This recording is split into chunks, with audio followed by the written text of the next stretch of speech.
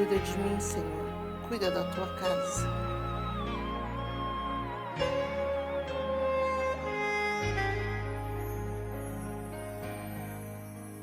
Eu preciso aprender um pouco aqui.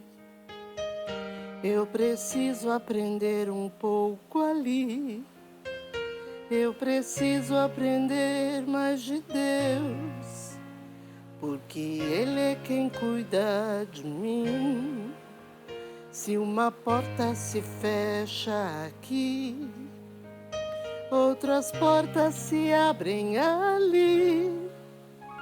Eu preciso aprender mais de Deus, porque Ele é quem cuida de mim. Deus cuida de mim. Deus cuida de mim. Na sombra das suas asas, Deus cuida de mim.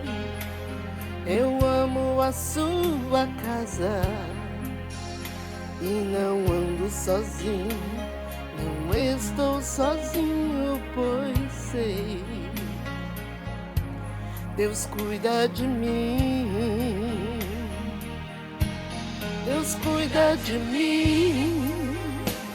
Na sombra das suas asas, Deus cuida de mim. Eu amo a sua casa e não ando sozinho.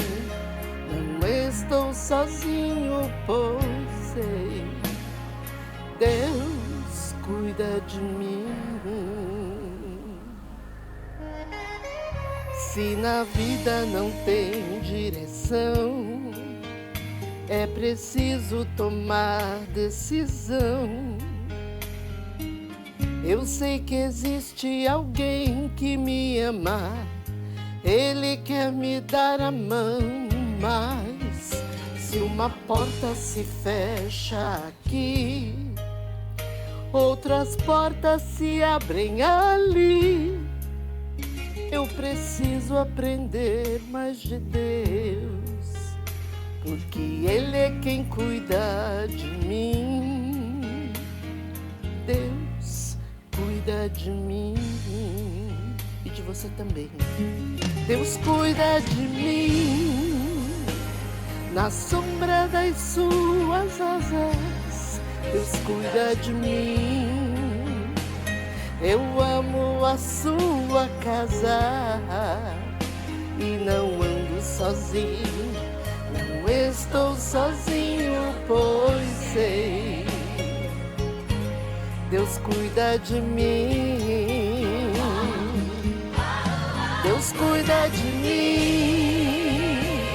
Na sombra das suas asas, Deus cuida de mim. Eu amo a sua casa e não ando sozinho. Não estou sozinho, pois sei. Deus cuida de mim. Ele cuida de mim, Ele cuida de ti. Amém? Creia nisso. Amém. Glória seja dada ao Senhor. Aleluia.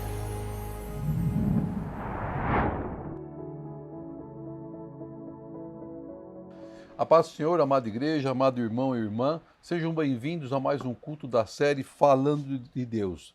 E na sequência dos estudos com o tema principal, o alimento de Deus, hoje nós vamos ministrar o 10º e último culto dessa série, e cujo episódio está intitulado como O Alimento Contaminado.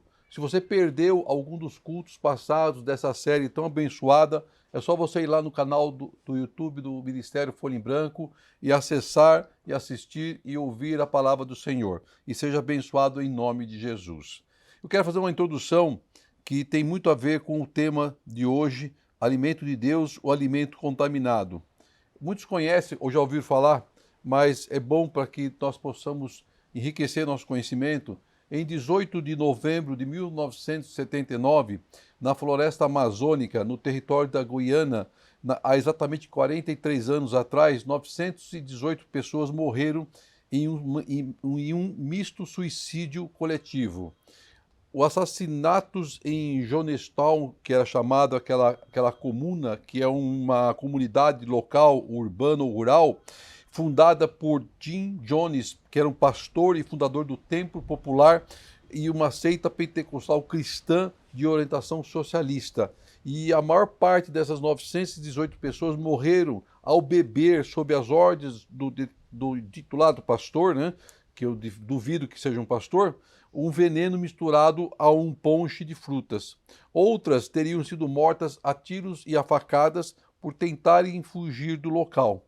Foi um fim trágico para um projeto utópico ou fantasioso, imaginário, iniciado em 1956 no estado americano de Indiana. Apesar de promover curas milagrosas, fraudulentas, Jones promoveu ideais igualitários, tais como impor vestuário modesto para os frequentadores dos cultos, distribuir comida gratuita e fornecer carvão às famílias mais pobres no inverno.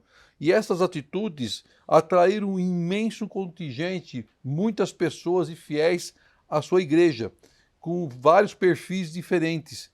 E em meados dos anos 60, o Templo Popular, como era chamado, se mudou para a Califórnia, em um local mais apropriado para os seus ideais esquerdistas do pastor. Nos anos seguintes, o movimento ganhou popularidade suficiente para Jones circular entre os poderosos da sociedade da época. A exemplo, a primeira-dama Rosalind Carter, que era esposa do presidente americano Jimmy Carter, com quem se encontrou várias vezes. Mas a seita também despertou suspeitas e investigações da mídia americana, que explorou relatos de dissidentes e em um suposto estilo messiânico e ditatorial do pastor. Então, essas ameaças levaram a Jones a buscar refúgio na Guiana, onde pediu permissão às autoridades locais em 1974 para arrendar um terreno em meio da floresta, em meio à selva, e criar lá uma comuna, que é a sua comunidade, longe dos olhos dos mais curiosos da imprensa, e foi chamada de Jonestown. E como o assentamento foi batizado na época, ela tinha uma escola, tinha bangalôs, um pavilhão central e até espaços para os habitantes plantassem verduras e legumes. E o pastor, então, e centenas de seguidores se mudaram para esse local em 1977. E a única forma de contato com o mundo era o rádio de ondas curtas.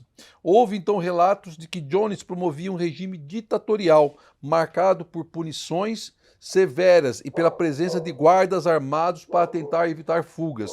E o pastor também avisava os seguidores que o Serviço de Segurança americano estavam conspirando contra a igreja, contra Jonestown, e a solução para poder fugir a isso seria o suicídio revolucionário.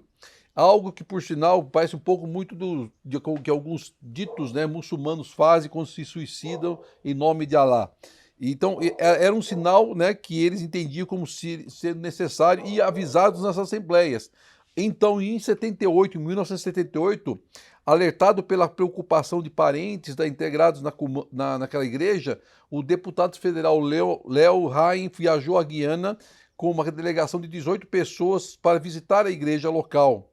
E a visita ocorreu no dia 17 de novembro e no dia seguinte ele e mais 4 pessoas morreram a tiros em uma pista de pouso próximos ao assentamento. E poucas horas depois, as 918 pessoas se suicidaram coletivamente naquele local, naquela igreja. E os relatos de quem sobreviveu, que segundo falam foi em torno de 35 pessoas, falam que estavam eles todos num estado de transe coletivo, mas haviam sinistras gravações, né, falando do discurso de Jones, os gritos de agonias das pessoas envenenadas e o desespero daquelas que tentaram fugir e foram mortas. E quando as autoridades chegaram ao local, todos foram encontrados mortos e o pastor foi encontrado morto com um tiro na cabeça, o que sugeria um suicídio. Que absurdo! Morreram porque acreditaram em homens, morreram porque se afastaram dos propósitos, dos verdadeiros propósitos de Deus, morreram porque tomaram de um alimento impuro, um alimento envenenado, caíram na cilada do inimigo, na lábia do adversário, foram levados ao engano por palavras sutis, tomaram o alimento contaminado. A palavra de hoje, que nós vamos estudar, ela nos mostra também uma situação onde se tomou um alimento impróprio, que se tomou um alimento proibido, se tomou um alimento contaminado. E as consequências também foram terríveis. Não chegou ao ponto da morte física do corpo, mas chegou ao ponto da morte espiritual, do afastamento de Deus. Esse povo, essas 918 pessoas, se olharam para o homem em vez de olhar para Cristo. E o resultado foi esse: a morte do corpo, a morte do espírito. Abra sua Bíblia, se assim for possível, em Gênesis 2, do versículo 7 ao versículo 9, e vamos ver o que Deus tem a nos ensinar hoje.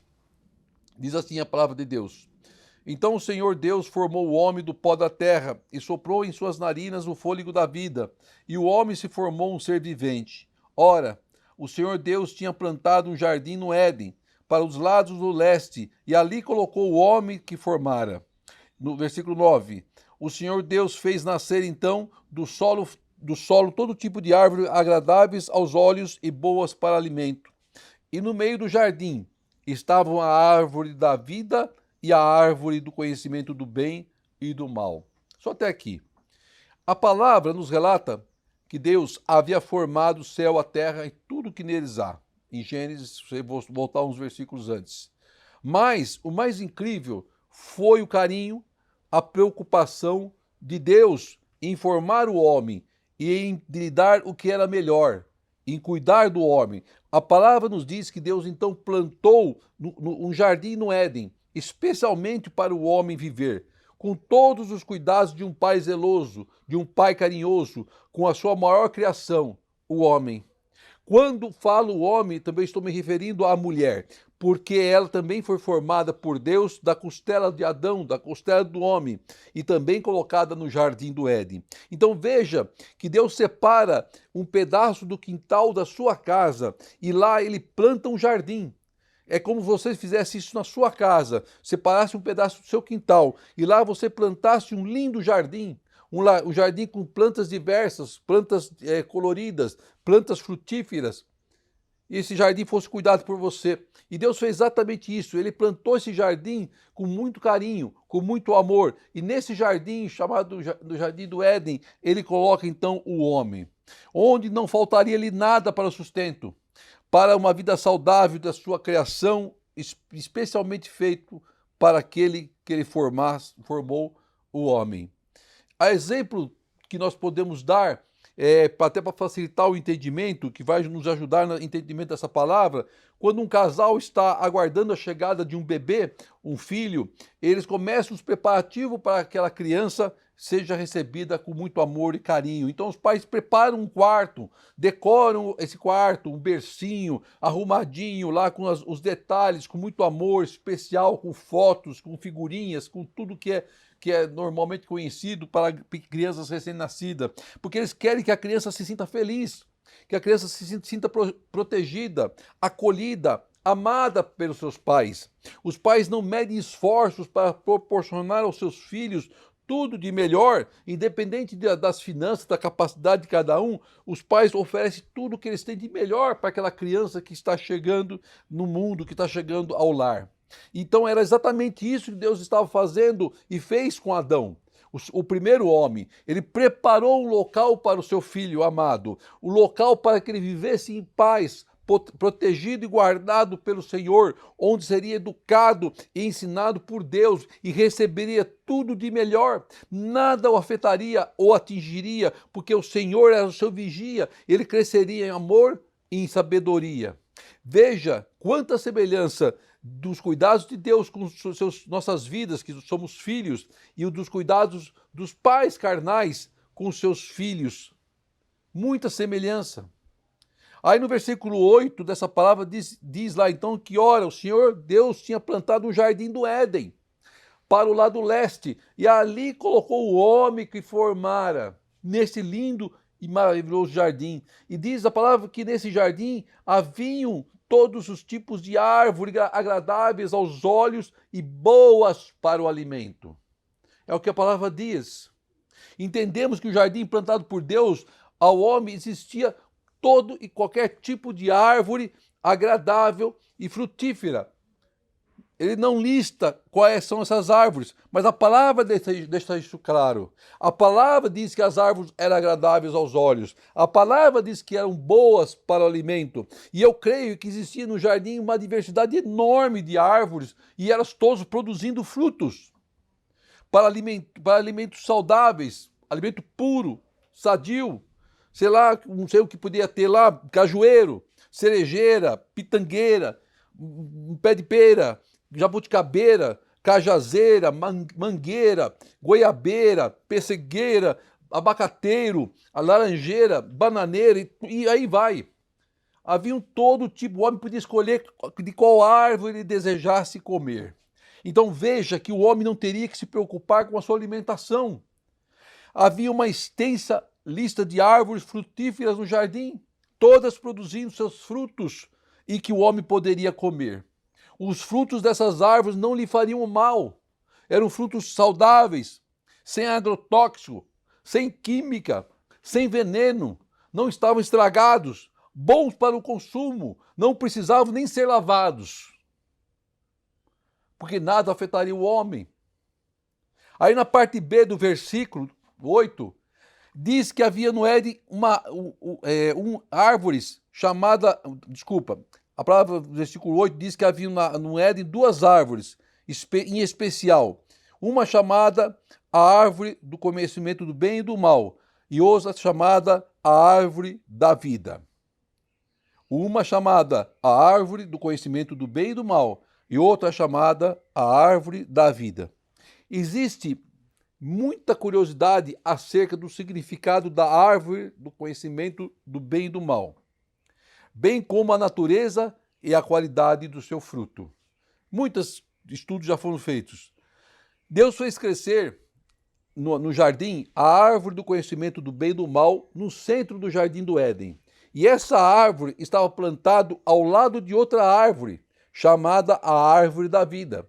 Então o homem poderia comer sim da árvore da vida, mas não podia tocar na árvore do conhecimento do bem e do mal. Ao plantar o jardim do Éden e colocar o homem para dominá-lo, Deus deu uma ordem muito clara ao homem. O homem poderia comer do fruto de qualquer árvore do jardim, qualquer, mas jamais deveria comer do fruto da árvore do conhecimento do bem e do mal. Está lá em Gênesis 2, 15 a 17. Diz assim: O Senhor Deus colocou o homem no jardim do Éden para cuidar dele e cultivá-lo. E o Senhor Deus ordenou ao homem, coma livremente de qualquer árvore do jardim, mas não coma da árvore do conhecimento do bem e do mal, porque no dia em que dela comer, certamente você morrerá. Era claro a palavra de Deus. Deus avisou o homem de que no dia que ele comesse do fruto dessa árvore, certamente ele morreria. Mas porque Deus colocou a árvore do conhecimento do bem e do mal num jardim em que poderia levar o homem à morte? Quantos já se perguntaram por isso? E eu creio que muitos de nós já fizemos essa pergunta também. Vamos elencar 3 pontos interessantes para conseguirmos responder a esse questionamento de Deus, a Deus. Em primeiro lugar, Deus criou o homem à sua imagem e semelhança, uma criatura livre e pessoal, dotada de capacidade e responsabilidade moral, livre para escolher e o que fazer. Em segundo lugar, sendo onisciente, Deus sabia exaustivamente tudo o que aconteceria entre o homem e a árvore do conhecimento do bem e do mal plantada no jardim. Em outras palavras, ele sabia plenamente que o homem comeria do fruto dessa árvore. Deus não foi pego de surpresa. Em terceiro lugar, o conceito correto de livre-arbítrio exige a capacidade plena para escolher e tomar decisões morais, tanto boas como más. Portanto, isso significa que para o homem fosse realmente livre, ele deveria ter acesso a todas as possibilidades, inclusive a desobediência. Você está entendendo? Deus deu o livre-arbítrio ao homem. Deus deu o direito do homem escolher. Mas Deus estava provando o homem. Deus estava testando o homem, colocando a árvore no jardim do conhecimento do bem e do mal. Veja como Deus, em sua infinita sabedoria, opera na vida dos seus escolhidos. Sob esse aspecto, a árvore do conhecimento do bem e do mal implicou num teste para o homem. Ela foi uma prova para o homem. Deus nos testa a todo momento. Deus nos prova a todo instante. E foi exatamente o que ele fez com Adão. E isso nos leva a perceber que a ênfase bíblica não está na natureza da árvore do conhecimento em si, mas na oportunidade que ela representava. Alguns enxergam a árvore do conhecimento do bem e do mal como uma coisa mística, e outros enxergam que os seus frutos possuíam alguma propriedade especial que afetaria ou conferiria um conhecimento proibido ao homem. E justamente com base nesse mau entendimento que as pessoas se perguntam por que Deus colocou a árvore no jardim. Porque Deus permitiu que aquela árvore fosse plantada no jardim. Então você avalie comigo. Se o mal estivesse na árvore, então o próprio Deus teria introduzido o mal no jardim e deixado o alcance do homem. Mas é claro que essa interpretação está errada. Não se pode imputar a Deus mal, porque Deus é amor. Não há mal em Deus. O pecado é a ausência de Deus. A árvore do conhecimento em si era uma árvore boa. Era uma árvore boa. Deus não é autor do mal. A Bíblia claramente diz que tudo que Deus criou é bom, é originalmente bom. Por isso que a ênfase e a atenção está na oportunidade que a árvore estava dando, e não em suas qualidades. Apesar de a árvore ser boa, Deus deu uma ordem para que o homem não comesse do seu fruto. Então o mal se configuraria na desobediência à palavra de Deus, e não do fato de ter comido fruto. A árvore não era envenenada, a árvore não produzia mau fruto, mas havia uma ordem do Senhor para que se não tocasse naquele fruto. Haviam lá centenas e centenas de árvores frutíferas. Ele podia escolher qual árvore que ele quisesse comer, qualquer uma delas, mas apenas uma árvore ele não poderia tocar, uma. Exatamente a árvore do conhecimento do bem e do mal. Assim, aquela árvore essencialmente boa representava a possibilidade de a mente do homem ser aberta, e com isso o seu conhecimento seria amplo em todos os sentidos. Mesmo com seu conhecimento, somente Deus é conhecedor de todas as coisas. Como sua criatura, o homem deveria confiar somente no Criador, onisciente. É quem sabe o que é verdadeiramente bom e mal para nossas vidas. O homem deveria obter esse conhecimento através de Deus, do seu Criador, e não do seu próprio esforço, na desobediência, e não na desobediência à palavra de Deus. E o homem foi buscar o conhecimento através de que meio? Da desobediência a Deus. Vocês estão entendendo o significado dessa palavra? Vocês estão entendendo o que Deus está nos ensinando? Todos julgam que aquela árvore era o problema. O problema não estava na árvore. O problema estava na obediência ou não obediência do homem. Quando o homem comeu da árvore do conhecimento do bem e do mal, a sua intenção e expectativa era de ser como Deus. Que é isso? Como assim, pastor? Está na palavra. Lá em Gênesis 3, 5, 6 diz assim: Deus sabe que no dia em que dele comerem, seus olhos se abrirão, e vocês serão como Deus, conhecedores do bem e do mal, dizendo Satanás para Adão e para Eva. Quando a mulher viu que a árvore parecia agradável ao paladar, era atraente aos olhos, e além disso, desejável para dela se obter discernimento, tomou do seu fruto, comeu e deu ao seu marido, que comeu também. Então eles sabiam e o interesse deles, do homem, da mulher, era ter conhecimento aberto, de tentar ser como Deus. O homem tentou se apropriar de algo que só pertencia ao Criador, a Deus. O homem tentou usurpar o lugar de Deus. O homem tentou tomar de forma ilícita da árvore do conhecimento do bem e do mal. O homem tentou declarar sua autonomia. Observe que ao lado da árvore do conhecimento do bem e do mal também havia a árvore da vida. E de seu fruto o homem tinha permissão de comer. Mas ele vai e toma da árvore proibida. Da árvore qual Deus falou, não toca. Na árvore que Deus falou, você vai morrer se você comer desse fruto. Portanto, o caráter da escolha moral estava muito claro. O homem foi convidado a escolher entre a obediência e a desobediência, entre a vida e a morte, entre a bênção e a maldição, entre depender de Deus ou se rebelar contra ele. Ele escolheu o lado oposto de se rebelar contra Deus. E muitos continuam a se perguntar, por que Deus plantou no jardim a árvore boa de comer e do conhecimento do bem e do mal, se o homem não podia tomar de seu fruto? Ao invés de nós perguntarmos por que Deus ter colocado a árvore do conhecimento do bem e do mal no jardim, nós devemos perguntar diferente. Porque Deus resolveu testar o homem, mesmo sabendo que ele falharia no teste e abriria as portas da humanidade para o pecado. Deus sabia. A resposta dessa pergunta exige conhecimento dos propósitos eternos de Deus, a qual estão muito além da nossa capacidade de entendimento, de compreensão, de visão. Tudo o que sabemos é que o fim último de todas as coisas é a glória de Deus. A rebeldia do homem ao comer da árvore do conhecimento do bem e do mal não pegou Deus de surpresa. Engana-se quem pensa assim, porque Deus já sabia. Deus sabia que o homem tomaria daquele fruto. A reprovação do homem nesse teste foi considerada nos planos eternos de Deus, concebidos de acordo com a sua vontade santa e justa, porque já estava tudo escrito, determinado pelo Senhor.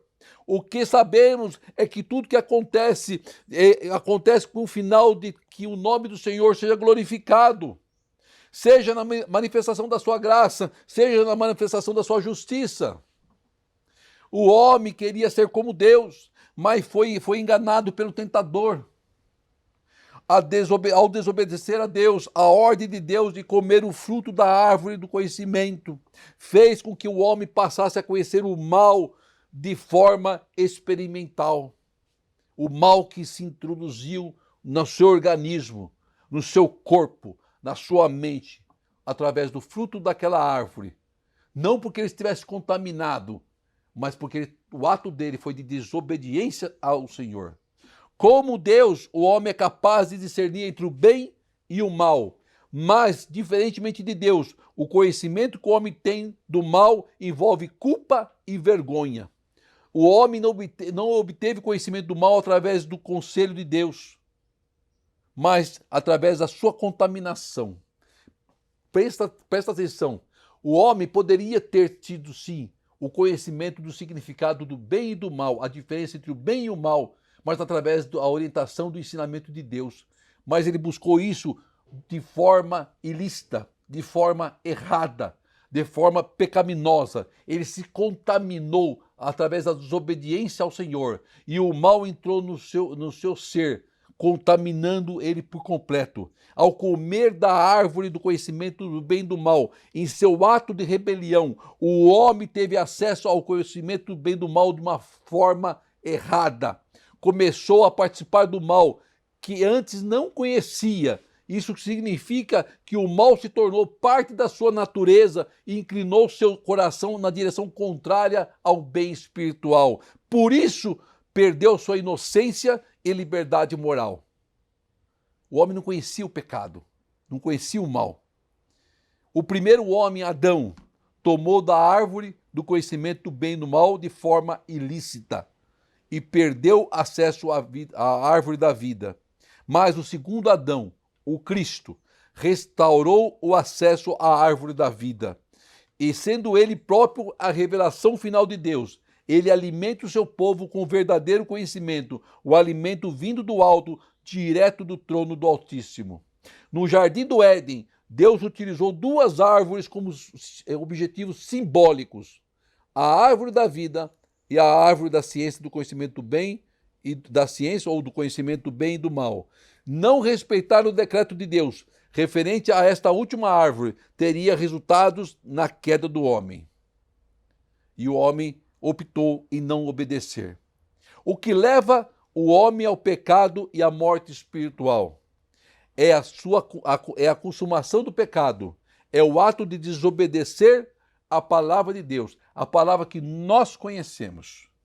Sabemos e temos conhecimento pleno do que desagrada a Deus, do bem e do mal, do certo e do errado. O pecado da desobediência nos afasta da vontade de Deus e nos leva a tomar posse do alimento contaminado.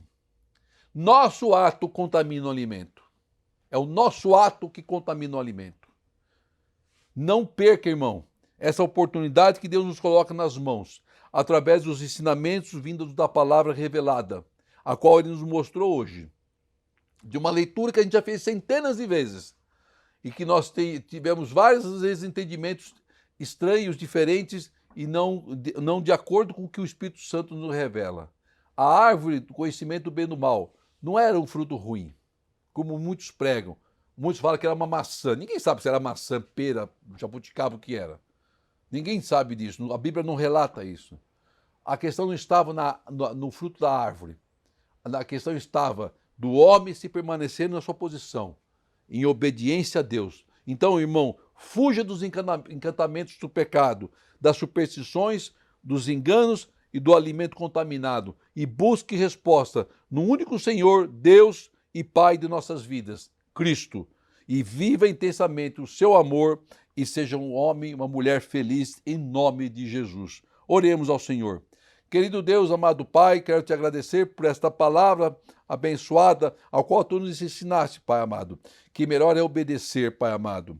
Melhor é estar embaixo do teu propósito, Senhor. Melhor é estar embaixo da obediência, Pai querido. E melhor afastarmos do pecado, Senhor amado, para que possamos continuarmos sendo abençoados, guardados e protegidos por Ti, Pai, que é o Pai zeloso de nossas vidas. Guarda cada um que está assistindo a este culto, Pai. Abençoa a vida de cada irmão e irmã, Senhor amado. Ensina-nos, Pai amado, a nos alimentarmos corretamente com o alimento espiritual, Pai, e nos afastarmos do alimento do mundo, do alimento do pecado, Pai querido. Não nos sejamos enganados, Pai, pelas aparências, Pai. Não sejamos enganados, Pai amado, pelos manjares, Pai, mas que busquemos sempre, Pai, em Ti, todo conhecimento, toda sabedoria, Pai, e todo alimento. É que eu te peço, Pai, e te agradeço por esses 10 cultos que foram trazidos, Pai, em que a sua palavra revelada se permaneceu em nossas vidas, Pai. Que a palavra foi mostrada de acordo com o que o Senhor mostrou aos nossos corações, à nossa mente, Senhor. O alimento de Deus, ao qual nós temos que tomar posse todos os dias e todas as horas em nossos corações, Pai. Que o grande amor de Deus, a graça do nosso Senhor Jesus e as doces consolações do Espírito Santo do Senhor, e seja com toda a igreja, hoje e sempre, em Cristo Jesus. Amém e amém. Glória seja dada a Ti, Senhor. Na sombra das suas asas, Deus cuida de mim. Eu amo a sua casa e não ando sozinho. Não estou sozinho, pois sei, Deus cuida de mim. Deus cuida de mim.